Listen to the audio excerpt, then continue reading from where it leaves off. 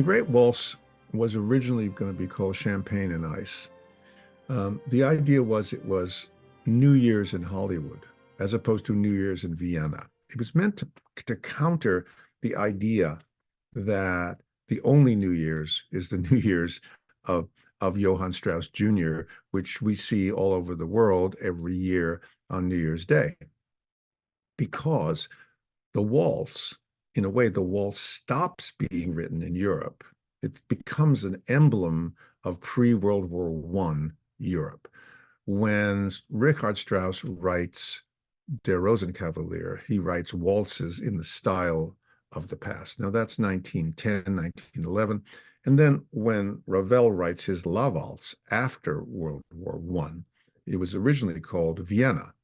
And although he said the end is not an anti-Austrian thing, there's no way that you can look at that as not as a farewell to all of that culture, because Ravel was an ambulance driver for the French during World War I and saw such horror that it changed his life forever.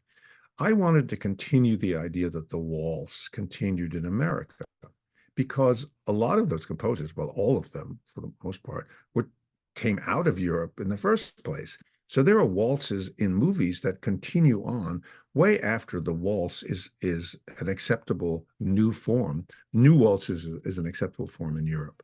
So the idea is for us to be catapulted into a Hollywood version of Johann Strauss, which Tiomkin, kind of mad Russian, writes. So the album begins with the opening montage and it ends with the conclusion of that film, which is a biography of Johann Strauss Jr. And then throughout, we experience waltzes from the entire kind of gamut, whether it's Leonard Bernstein or whether it's Steve Sondheim, but also we were able to keep in La Valse. And again, because La Valse, I learned La Valse from Leonard Bernstein.